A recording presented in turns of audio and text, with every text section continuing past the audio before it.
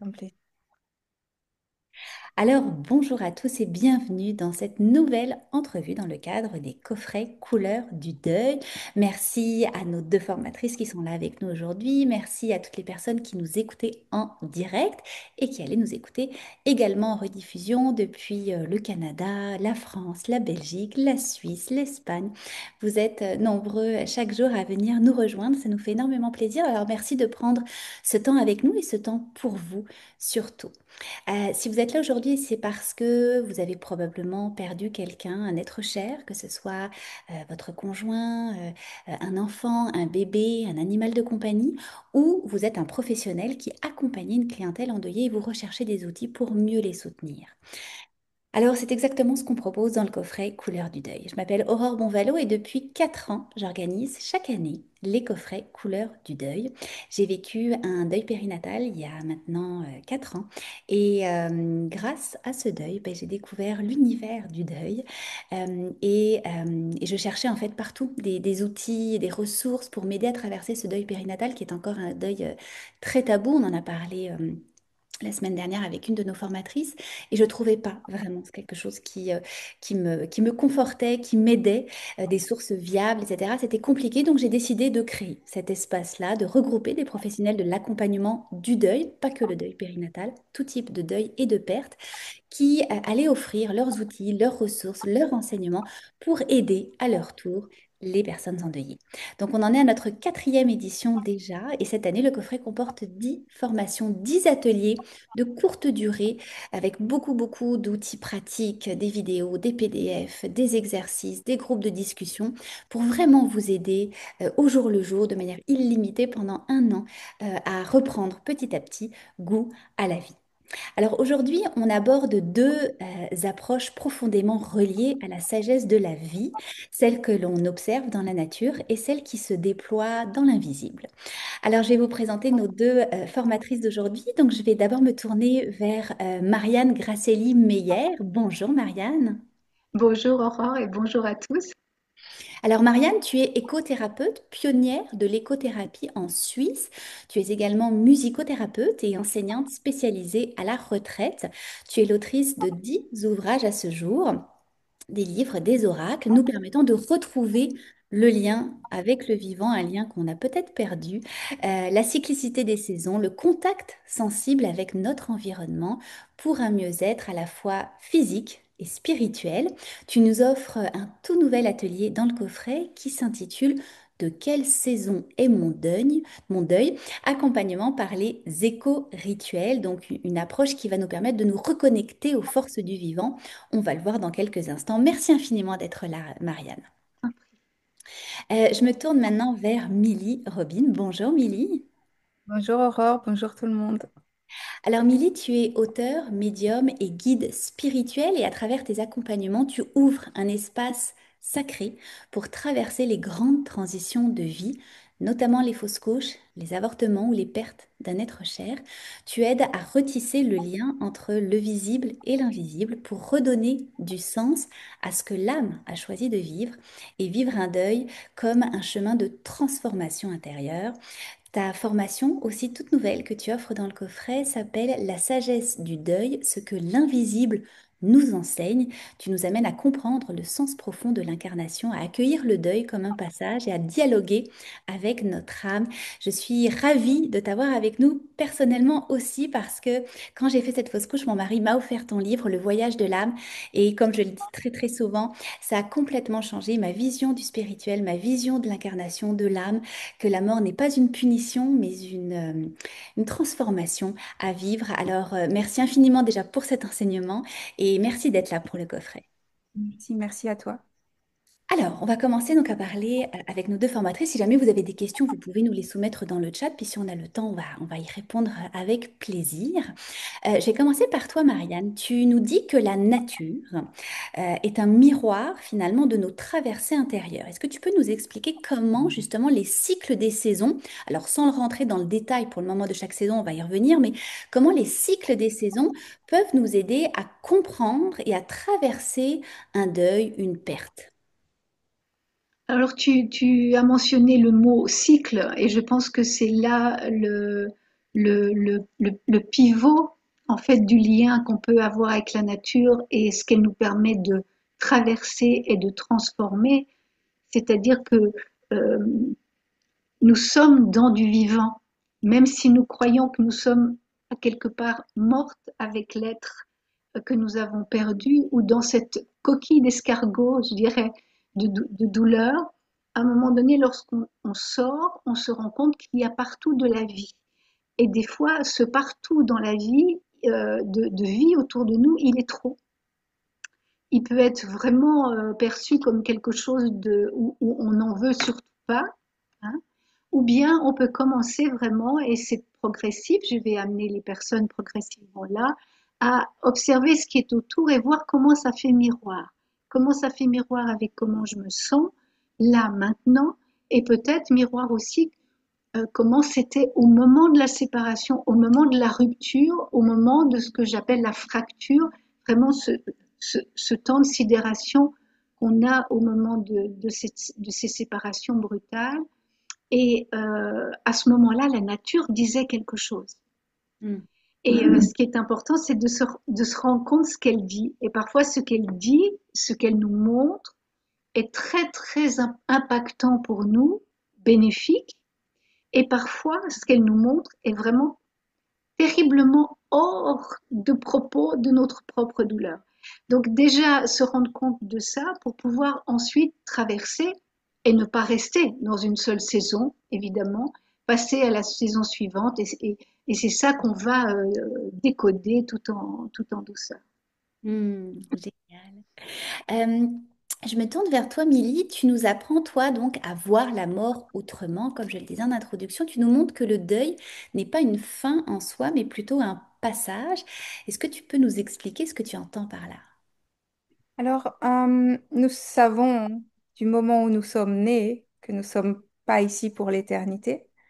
Donc, forcément, on vient pour un certain temps, court, long, peu importe, mais on doit retourner à la maison. Ce n'est pas notre maison ici.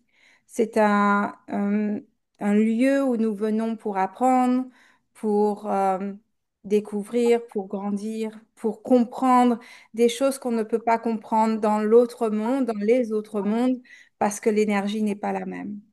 Donc, la mort est en fait ce que nous pleurons les personnes qui partent, mais ces personnes sont accueillies avec beaucoup d'amour et beaucoup de joie de l'autre côté. Vice-versa, quand ils arrivent, quand ils naissent, ben, il y a de la tristesse, une forme de tristesse parce qu'ils partent, et c'est comme une mort aussi, quand ils passent de l'autre monde et qu'ils viennent dans ce monde présent. Donc, en gros, ce qu'il faut comprendre, c'est que tout est énergie et rien ne meurt jamais. Tout ne fait que se transformer et prendre d'autres formes. Donc, en gros, la mort n'existe pas. C'est la mort du corps physique. Mais Mm. l'âme, elle est éternelle et elle ne fait que se transformer et prendre de nouvelles formes, tout simplement. Donc, la mort n'existe pas. Et je ne sais pas à quel moment de notre existence nous en sommes venus à pleurer la mort, mais il n'y a pas besoin de pleurer la mort.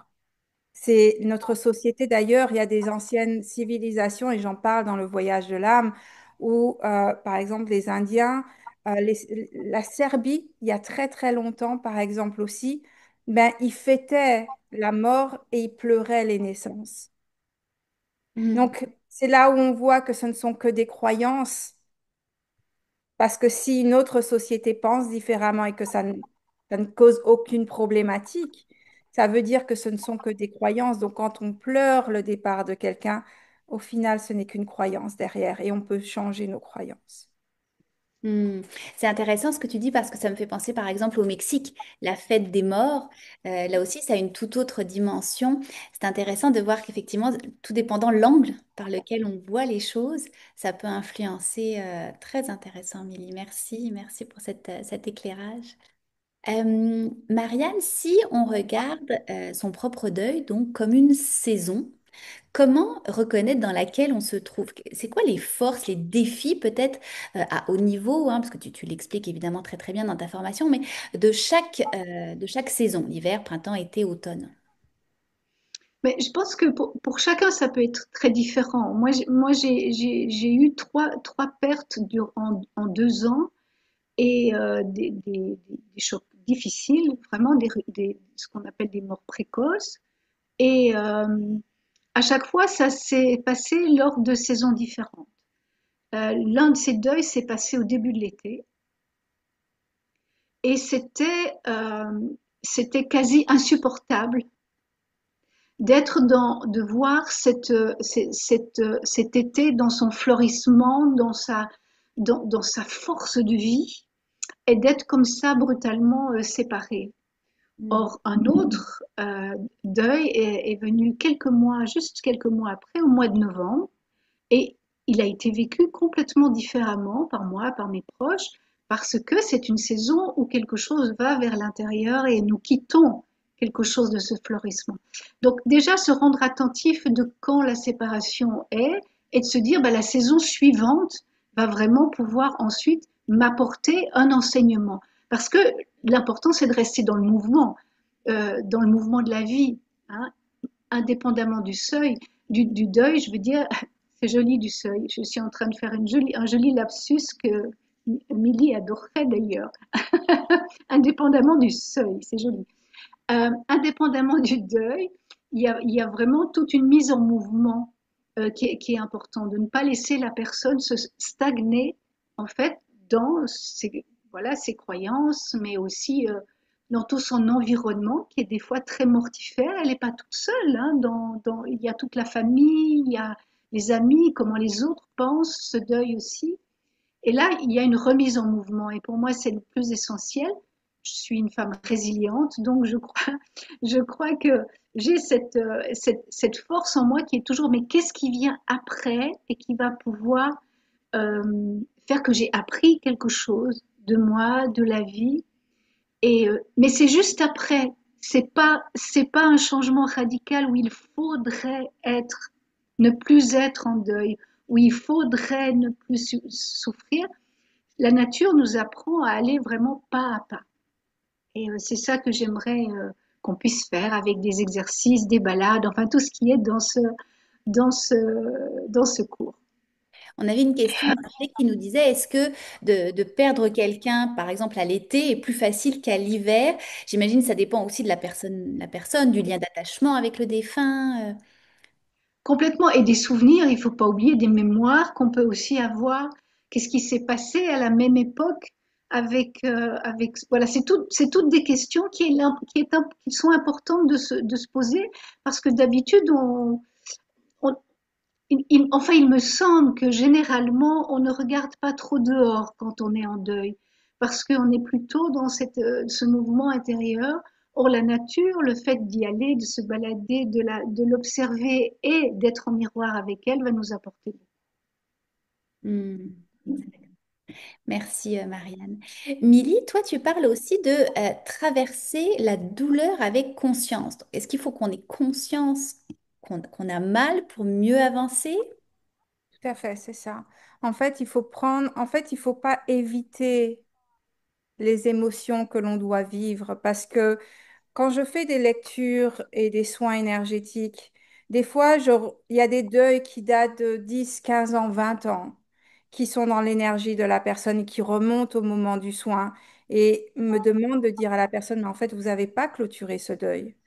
Donc, je ne peux pas dire qui exactement, mais généralement, je dis si c'est une femme, si c'est un homme, et il y a combien d'années exactement. La personne sait toujours qui c'est exactement. Et à ce moment-là, la personne doit justement traverser émotionnellement toutes les phases du deuil et ne pas mettre de côté, parce que ça reste dans notre énergie et sans qu'on s'en rende compte, ça gouverne notre vie, puisque 97% de notre vie est gérée par notre inconscient et pas notre conscient comme on peut le penser. Mhm. Donc, en gros, tout ce que l'on ne règle pas gouverne notre vie indirectement. Donc, il est important d'être conscient, de vivre consciemment.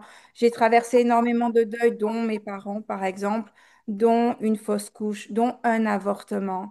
Et tout ça, j'ai dû le faire en conscience, à part l'avortement, et j'en parle dans la formation, où ça m'a pris 20 ans de vraiment guérir. Parce que même si je faisais étape par étape, mais je n'allais pas vraiment en profondeur. Je n'acceptais pas tout l'ensemble. Et d'ailleurs, c'est grâce à ça aussi, un peu comme toi, qui a créé ce coffret. Mais c'est grâce à ça aussi que j'accompagne aujourd'hui des femmes. Donc, donc, il est important de conscientiser chaque partie de notre deuil, de le vivre. Et le corps nous parle. Et comme Marianne dit, la nature nous parle. On reçoit toujours des informations, on est toujours guidé durant un deuil, même avant un deuil. Et donc, il est important d'être conscient de ce qui se passe à l'intérieur et à l'extérieur aussi. Hmm. C'est intéressant Il parce y a que... quelque chose, excuse-moi, Aurore, Vas-y, vas-y, Marianne. il y a quelque chose sur lequel j'aimerais rebondir et qui me paraît important, c'est qu'on peut refaire ce processus même des années après que le deuil ait lieu. Je le dis pour toutes les personnes qui suivront aussi les cours ici. C'est, c'est très important énergétiquement, effectivement, de se dire, mais bon, pour l'instant, il n'y a pas de deuil, il me semble que tout est réglé, mais bon, il y avait peut-être quelque chose il y a quelques années, et vraiment y revenir. Donc c'est aussi, non pas seulement pour les deuils actuels, mais aussi on peut se dire, on peut retravailler vraiment sur des deuils passés, ou bien faire une photographie de tout ça pour être sûr qu'on n'a rien laissé derrière comme ça. Et ça me paraît important, ça. Que la réparation ne dépend pas du moment. Mhm. Mais si on peut le faire dans le moment présent, Oui, c'est encore mieux. Mais effectivement, même si voilà, il n'est jamais trop tard, et c'est ce qui remonte hein, d'ailleurs dans les soins énergétiques, quand quelqu'un n'a pas fait un deuil, ça remonte et la personne justement peut le faire à ce moment-là, on prend conscience à ce moment-là. Donc effectivement, c'est important, même si ça date de 10, 15, 20 ans, 30 ans, même 50 ans, peu importe le temps, de revenir dessus et justement à travers ces formations, de faire ce qui est nécessaire. Merci Marianne pour ça. Mm. Et justement, ce que je voulais mentionner, c'est que toutes les deux, vous l'avez dit, le temps n'arrange pas les choses magiquement, hein. Souvent, on dit, oh, j'ai trop mal, la douleur est trop intense, on va la mettre dans un tiroir, puis tu sais, elle va disparaître, on va l'oublier. Et finalement, comme vous dites, à un moment donné, ben, veut pas, ça revient parce qu'il faut travailler, je ne sais pas si c'est le bon terme, mais il faut vraiment s'engager dans le processus de deuil, faire des actions pour justement traverser, comme tu le dis, Milly, nos émotions, nos états, libérer les émotions qui sont à libérer pour pouvoir un jour reprendre goût à la vie. Et c'est peut-être aussi pour ça qu'il y a beaucoup, beaucoup de gens qui restent un peu comme figés ou coincés dans leur deuil parce qu'ils pensent que, bon, en n'y pensant plus, ça va fonctionner. Et non, hein, moi, j'ai essayé de le faire pour le deuil périnatal, puis au bout d'un an, ben, j'ai craqué. Donc, il faut effectivement, c'est important. Puis, il n'y a pas de honte, hein. Souvent, je trouve qu'il y a ce sentiment de honte, d'échec quand on vit certains deuils. Milly, tu disais justement que la mort peut-être rôde un peu autour de nous quelques mois avant de frapper, si j'allais dire. Je l'avais entendu pour les bébés que à peu près 3 4 mois avant de s'incarner dans le ventre de la maman, ils viennent voir un peu l'environnement, etc. Puis ils choisissent ou pas de rester. Je ne savais pas que c'était la même chose pour la mort. Est-ce que tu peux juste nous en parler brièvement? Alors parfois, même pour les bébés, c'est pas 3 4 mois, ça peut être depuis ta naissance. Ok. Ouais. Certes, ça dépend du contrat d'âme avec les enfants. Il y a des enfants qui sont avec leurs parents depuis leur propre naissance, la naissance des parents. Pour les décès, c'est pareil. Souvent, on sait à l'avance qu'on va partir. La personne n'en a pas conscience, la conscience terrestre n'en a pas conscience, mais l'âme sait toujours tout. Et donc, l'âme pousse un certain comportement ou parfois la nature vient montrer qu'il y aura un deuil. Par exemple, en Martinique, nous avons le fameux papillon noir. Et quand je vois un papillon noir, je vais toujours regarder s'il est 100% noir ou s'il y a du marron. S'il y a du marron, je sais qu'il n'y a pas de deuil. Il est 100% noir, ça ne rate pas. Il y a un deuil qui suit dans les semaines qui suivent. Des fois, c'est la personne qui va dire des choses, des phrases qui, généralement, c'est quand la personne est décédée que la famille se rend compte, ah, mais elle avait dit ça, mais en fait, elle savait qu'elle allait partir Mm. où elle s'est mise à ranger ses papiers brusquement sans aucune raison, ou ce genre de choses. Parfois, alors, dans mon cas précis, quand ma grand-mère, par alliance, est décédée, vu qu'il y a eu une coupure avec mon beau-père après la mort de ma mère, donc, j'ai pas eu de nouvelles, enfin, il m'a jamais donné de nouvelles. Et donc, ma grand-mère, je n'avais plus de nouvelles, même si c'est elle qui m'a éduquée. Elle est venue me voir à son décès. Elle est venue me dire qu'elle est partie. Et en fait, quand j'ai cherché sur Internet, j'ai pas trouvé. Et un an plus tard, jour pour jour, à la date de son décès, un an plus tard, je trouve qu'elle était effectivement partie l'année en question, un an plus tôt. Et elle était venue me voir pour me dire au revoir, qu'elle allait bien. Elle m'a montré où elle était. C'était magnifique où elle était. Donc, il y a jamais, on n'est jamais séparés les uns des autres. Il y a toujours une connexion. Et d'ailleurs, j'en parle dans la formation. Ils passent souvent, très souvent par le rêve, parce que notre ego n'est pas présent. Ils passent par le rêve pour nous donner des messages. Mais ils peuvent aussi, à travers des signes, nous passer des messages. Donc, on n'est jamais vraiment, si on sait, on connaît tout ça, on n'est jamais perdu. Enfin, jusqu'à aujourd'hui, je touche du bois. Pourtant, j'en ai vécu de nombreux depuis l'enfance, de nombreux décès, et je n'ai jamais été jusqu'à ce jour surprise. Hmm. Merci pour ton retour, Milly. Marianne, tu parles aussi d'un éco-rituel donc dans la formation. La place des rituels est importante. On en parlait justement hier depuis la Covid. Évidemment, il y a eu beaucoup de rituels au niveau du deuil, de la mort qui ont été bafoués, anéantis parce qu'on ne pouvait plus en faire. Avant, on était très lié à la religion qui avait des codes au niveau des rituels qu'on a perdus aujourd'hui. Quelles sont peut-être les bases d'un éco-rituel, puis comment ça va être vraiment différent d'être dans la nature pour faire ce rituel-là plutôt que le même style de rituel, mais à la maison, par exemple? Alors c'est déjà la vision de la nature. La nature n'est pas un décor dans lequel on fait un rituel. Enfin, on connaît les bases des rituels, ok, voilà, ils sont universels, mais on va créer un espace sacré au sein de cette nature tout en l'invitant à être avec nous. Et ça paraît assez simple comme ça de se dire on n'est pas juste dans la nature, on est avec elle et la prendre comme partenaire, c'est-à-dire être dans cette attente, euh, dans cette présence de recevoir quelque chose d'elle, qui peut être des fois très surprenant et pas toujours ce qu'on voulait. C'est cette qualité de présence qui va faire la grande différence dans un éco-rituel et dans la préparation évidemment qu'on va demander aux personnes de faire pour pouvoir le réaliser. Mais c'est cette grande différence-là, c'est de vraiment se dire, alors on pourrait parler de chamanisme ou de chamanisme de soft, de chamanisme, parce qu'il n'y a pas besoin d'avoir des perceptions particulières, mais c'est vraiment une qualité de présence et de se dire ce lieu n'est pas où je me trouve, il est particulier, ce temps, cet espace-temps que je vais accorder à ce rituel est particulier. Mon intention doit être vraiment posée clairement et positivement. Et ensuite, je vais être là, juste là, pour que la nature puisse y répondre. Et je le fais même s'il pleut, et je le fais même s'il fait froid, et ça, quelque chose à nous dire, ça a toujours quelque chose à nous dire. Donc, la, la, l'accompagnant en éco-rituel, c'est celui et celle qui peut vraiment préparer la personne à être dans cette qualité de présence où la nature parle. Alors, quand on dit la nature parle, on s'entend, hein, c'est pas l'arbre qui commence à causer comme dans Fantasia de Walt Disney. C'est vraiment des messages intérieurs, c'est l'intuition, c'est vraiment cet inconscient, sûrement, qui touche le plus grand que soi ou qui touche ce qu'on pourrait appeler le grand mystère et, euh, et qui fait qu'à ce moment-là, on y est sensible et on y est attentif. Donc dans la formation, il y a un éco-rituel.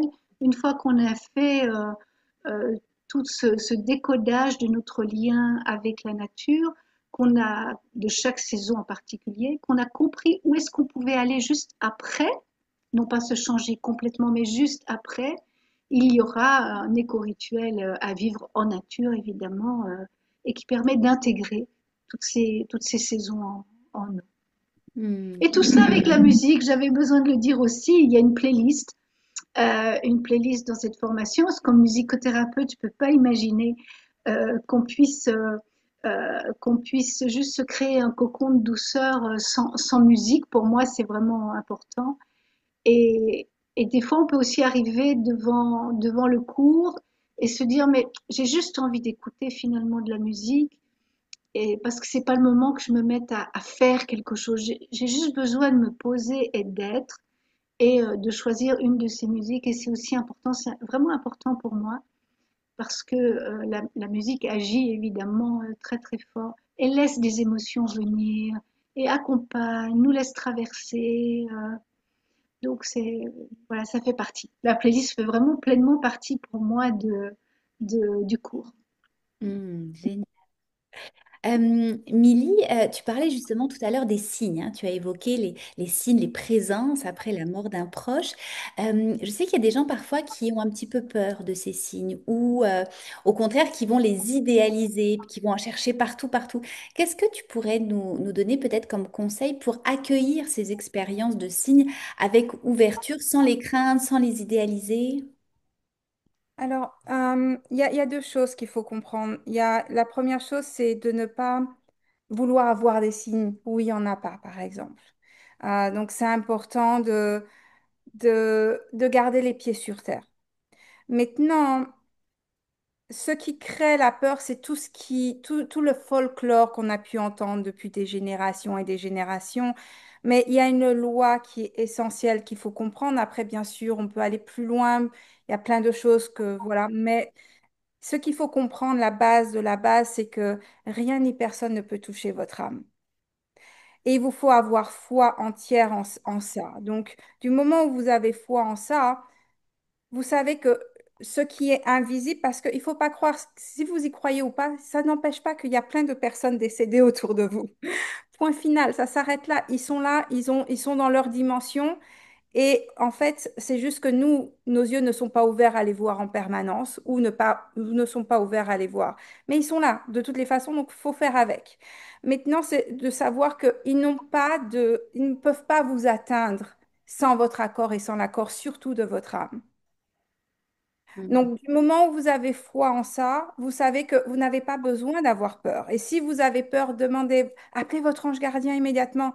Là, j'ai peur, j'ai besoin de me sentir rassurée, j'ai besoin de me sentir en sécurité. Mon ange gardien, je sais que tu es puissant sur tout ce qui existe. S'il te plaît, permets-moi de me ressentir à nouveau en sécurité. Et j'enseigne dans la formation comment être dans le cœur, comment revenir à soi, comment recentrer ses émotions. Et à partir de là, en fait, là où il y a de la lumière, il ne peut pas y avoir d'ombre. C'est aussi simple que ça. Donc, si vous, vous êtes dans la lumière, l'ombre ne peut pas vous emporter dans quoi que ce soit. Donc, si vous n'avez pas peur, autrement dit, ben, en fait, il n'y a rien qui peut vous arriver. Si vous avez peur, vous ouvrez la porte à encore plus de peur. Donc, c'est important d'être conscient que vous avez toujours le pouvoir, toujours, quoi qu'il arrive. Même vos proches ne peuvent pas vous embêter sans votre accord. Ils ne peuvent pas venir vous voir sans votre accord, ou en tout cas l'accord de votre âme. Mhm. Donc, c'est important. Donc, de faire attention à ces deux pôles. Le fait que vous avez toujours le pouvoir, quoi qu'il arrive. Et il vous faut être conscient de ça. Et vous avez toujours votre ange gardien pour vous aider. Ou vos guides spirituels. Et de l'autre côté, n'allez pas inventer des signes juste parce que vous voulez vous sentir mieux. Parce que parfois, notre ego va inventer des signes. On est Et en paix. forcément. Voilà. Ça Exact. fait très écho aux rituels, aux éco-rituels aussi. Ça fait très écho aux rituels où souvent on a des personnes qui se posent des questions concernant des possessions ou enfin des possibilités comme ça d'interférence au sein du rituel et c'est très important d'être effectivement, enfin tout ce que tu viens de dire, j'abonde complètement. Ouais, Oui. merci, merci beaucoup. Oui, puis il y avait une question d'une personne qui s'appelle Parcou qui disait est-ce que c'est pas un peu étrange justement d'intégrer l'écologie, la spiritualité dans notre deuil actuellement, alors que le lien continue d'exister quand la personne est décédée. Alors effectivement, le lien demeure, ce lien ne meurt jamais, c'est un lien différent évidemment puisqu'on n'est plus on n'est plus tous les deux sur le plan terrestre, mais intégrer l'écologie et intégrer justement la spiritualité dans le vécu d'un deuil, je pense qu'on l'aura compris avec toutes les deux, c'est une manière aussi d'élargir notre perception de la vie, de la mort. C'est peut-être nous permettre aussi une réorganisation intérieure, un réajustement vers une vision qui est peut-être plus globale et plus apaisante aussi du réel. Écoutez, on passerait encore des heures et des heures avec vous. On va pouvoir passer un an en fait en vous écoutant, en découvrant vraiment tous vos apprentissages. C'est très très intéressant. Je sais que vous vouliez chacune montrer un petit peu justement l'essence de votre formation à travers votre plateforme. Marianne, je vais partager ta plateforme à toi. Alors volontiers, technologiquement, si tu le fais, c'est parfait pour moi. La voilà. Alors, je te laisse nous présenter ça. Oui, oui, il y a la présentation du cours évidemment, et puis ensuite la nature et nous, c'est-à-dire de vraiment pouvoir se dire comment est-ce que je perçois, comment est-ce que moi j'ai des croyances sur la nature. Je ne suis pas encore dans la nature, c'est vraiment un cours qui est fait progressivement. Je ne suis pas encore dans la nature, je suis en train d'avoir des croyances sur la nature. Donc ça, c'est d'abord le premier pas à faire de se rendre compte de ça. Et puis de pouvoir observer les saisons et de se dire voilà ce que chacune, d'après moi, c'est pas une généralité, d'après moi, voilà ce que chaque saison peut m'apporter. Et c'est d'abord vraiment cette approche de notre environnement. Et puis ensuite, nous allons aller sur chacune des saisons en particulier et voir, je dirais, les plus et les moins en lien avec le deuil, comme j'ai expliqué tout à l'heure. Et puis pour chacune des saisons, faire un exercice créatif. Vraiment, alors quand je dis créatif, il n'y a pas besoin d'être créateur ou il n'y a pas besoin d'être artiste. Et voilà, on est vraiment dans cette spontanéité sans aucun jugement et c'est très simple. Mais on se met en mouvement intérieur dans un exercice créatif. Il y a quelque chose en nous qui commence à bouger, à s'animer. Et ça va être différent, évidemment, pour chacune des saisons. On va travailler avec des règnes, on va travailler avec les éléments, tout ce qu'on travaille dans un éco-rituel d'ailleurs. Voilà, donc ça c'est l'approche. Et puis il va y avoir ensuite, ce qui pour moi est important, c'est la loi évolutive que j'ai décrite plus spécifiquement dans l'un de mes livres, qui est vraiment lorsque on veut bouger quelque chose dans notre vie, ne pas passer dans la polarité, ne pas vouloir rationaliser alors qu'on est très émotif, par exemple, hein, ou si on se sent un peu perché, vouloir absolument être dans le concret, s'ancrer, etc. Bref, se forcer à être quelqu'un d'autre. Mais les saisons nous apprennent en fait que juste à côté, il y a une autre saison et qu'elle va nous permettre, sans nous forcer, de continuer d'être en mouvement. Ça, c'est ce que j'ai appelé la loi évolutive et on va regarder comment d'une saison à l'autre, suivant où on se trouve, la saison suivante va pouvoir à nouveau nous mettre en mouvement parce que c'est ça qui est le plus important. Une fois qu'on est à nouveau dans la vie, avec la vie, ben, tout à nouveau ouais, tout se met en mouvement et on voit à nouveau la vie autrement et on voit les gens autour de nous autrement et on voit peut-être cette séparation autrement et etc. Enfin, voilà, on change de vision alors qu'on était enfermé dans quelque chose de plutôt figé. Donc voilà, c'est une mise en mouvement. Merveilleux. Merci Marianne. Et alors, si vous nous suivez depuis longtemps, vous le savez, on vous encourage évidemment à aller découvrir les univers de nos formatrices et à vous inscrire à leurs infolettres, à découvrir leur page Facebook, leur page Instagram et d'acheter à travers elles, à travers leur site, leurs médias sociaux, à travers leurs liens, parce que vous bénéficiez, d'ailleurs, vous les remerciez déjà d'être dans le coffret, puis vous bénéficiez d'un bonus supplémentaire. Alors Marianne, si les gens achètent avec ton lien à toi, qu'est-ce que tu leur offres en plus? Alors, je vous offre mon récit de vie. C'est un livre que j'ai écrit maintenant il y a 3 ans, suite au décès de mon père, de ma mère. Je suis devenue orpheline, mais j'ai été la plus grande prématurée de Suisse avec un grand abandon du côté de ma mère. Et toute ma vie a été la recherche de cette mère qui finalement est devenue la terre-mère pour moi. Mais c'est ce récit de vie que j'ai écrit et je l'offre, donc j'offre ce livre qui est un exemple de résilience, un exemple vraiment de traversée, de mise en mouvement, alors qu'on a l'impression que tout se fige en soi et autour de soi. Donc les personnes vont pouvoir recevoir en forme digitale ce livre. Oh, merveilleux. Merci Marianne pour ce beau cadeau. Alors, je me tourne vers toi, Milly. Est-ce que tu voulais aussi nous présenter ta plateforme très facile d'utilisation? Oui. Alors, donne-moi 2 secondes. Hop. Alors, hop. Donc, donc voici la formation. Donc en gros, il y a 5 modules et un module bonus avec des rituels. Donc on va parler du contrat d'âme dans le premier module, accueillir le deuil comme un passage. Donc il y a 3 à chaque fois. Donc, je parle de différentes choses, différents types de deuil aussi, que ça soit ben, pour les femmes qui ont perdu un enfant ou avorté, parce que on pense que parce qu'on avorte, il n'y a pas de deuil, mais il y a un deuil aussi. Que ça soit par rapport au... Alors, j'ai pas parlé des animaux, mais perte de travail, parce que ça, c'est un deuil aussi, séparation physique, ça, c'est un deuil aussi. Donc, j'en parle des différentes formes de deuil, des différents types de deuil.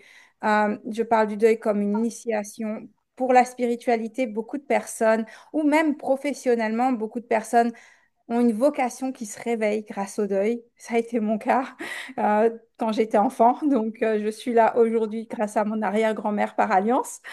Donc voilà, le deuil apporte beaucoup de choses. Ce n'est pas que la tristesse, le départ de quelqu'un, mais c'est aussi tout ce que ça apporte à côté, toute la richesse que ça apporte. Et je connais pas un de mes deuils personnels, donc vraiment des personnes qui sont proches, père, mère, grand-mère, arrière-grand-mère. euh, Il n'y en a pas un où je n'ai pas tellement gagné de choses Hmm. suite à leur départ. Ça a été un vrai cadeau, ça a été une vraie ouverture vers quelque chose d'autre. Donc c'est aussi une bénédiction.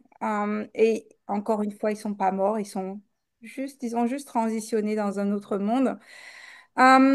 Traverser le deuil avec conscience, donc voilà, dialoguer avec l'invisible, donc comment vous recevez, voilà, vous recevez des messages, comment ils essayent de communiquer avec vous, qu'est-ce que vous pouvez faire, mettre en place et donc se reconstruire derrière. Parce que c'est une phase importante où voilà, il faut avancer, il faut continuer. En plus, c'est ce qu'ils veulent. Parce que quand nous sommes tristes, ils sont tristes de l'autre côté aussi, il faut pas croire. Donc, c'est important pour eux aussi que nous avancions. Et d'ailleurs, je partage dans une des vidéos où ma grand-mère qui est vraiment fait en 2003 que je suis là où je suis aujourd'hui, même si mon arrière-grand-mère a préparé le terrain quand j'étais enfant. Le jour de sa mort, c'était un mercredi 15 octobre 2003. Et le vendredi, non, c'est le vendredi ou le samedi soir, j'étais en boîte.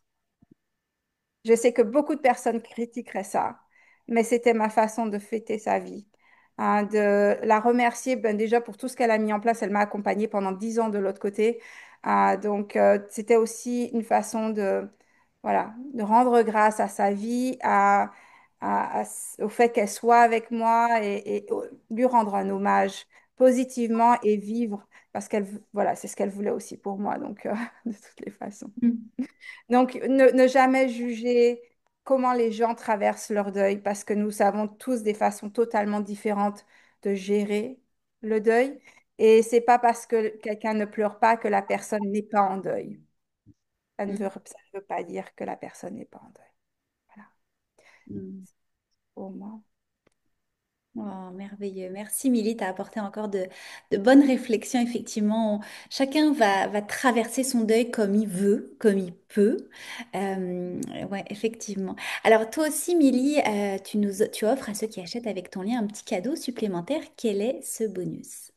Alors, il y a la formation précédente de Expérience Natura.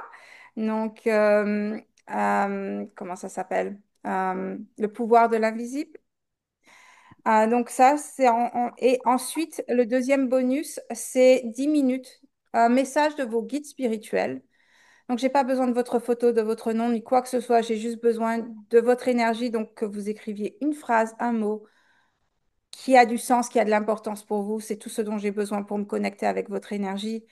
Et je demande à vos guides qu'est-ce qu'ils veulent vous transmettre. C'est un audio de 10 minutes, c'est personnalisé, c'est pas un truc robotique où je donne la même chose à tout le monde, c'est vraiment personnalisé.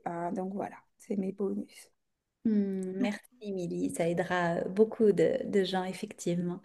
Puis j'aime ton mot personnalisé. Effectivement, vous allez voir dans tous les enseignements du coffret, il y a évidemment beaucoup de pratiques. Puis vous pouvez personnaliser à vous ce qui résonne avec votre histoire à vous. Donc, les formatrices vous donnent énormément d'outils, de ressources. C'est sûr qu'il y en a qui vont pas résonner avec vous, puis c'est correct. Puis il y en a au contraire que vous allez vous approprier pour vous. Et encore une fois, comme Milly, tu le soulignais, et Marianne aussi, il n'y a pas de jugement. euh, Non. à faire. C'est votre deuil, votre vie, peu importe ce que les gens pourraient dire. Et souvent, les gens notre entourage vont faire des maladresses d'amour, hein. Ils vont essayer de nous rassurer ou de nous dire, bah, allez, passe à autre chose, ça fait déjà un an, là, faut... Non, n'écoutez pas forcément l'entourage. Regardez-vous comment vous vous sentez. C'est vous qui êtes important. Merci à toutes les deux. Merci à Marianne Grasselli-Meyer. Merci à Amélie Robin. C'est un honneur, un privilège de vous avoir avec nous dans le coffret, de nous avoir eu un petit temps aujourd'hui.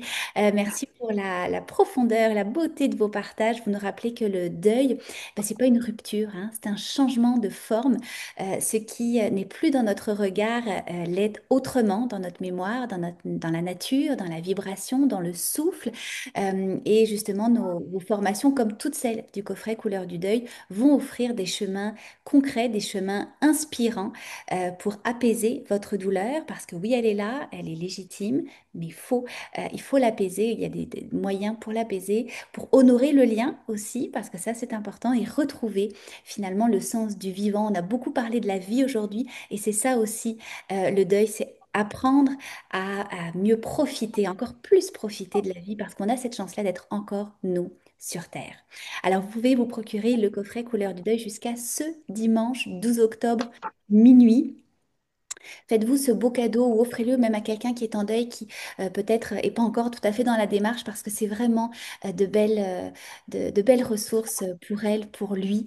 Vous avez un an pour les écouter de manière illimitée, pour investir, parce qu'il y a quelqu'un qui dit on ne dit pas travailler pour investir, effectivement, vous investir dans votre deuil et faire qu'un jour vous allez reprendre goût à la vie, parce que oui, ça va arriver. Merci infiniment à toutes les deux. Merci à toutes les personnes qui étaient là en direct, qui allaient nous écouter en rediffusion.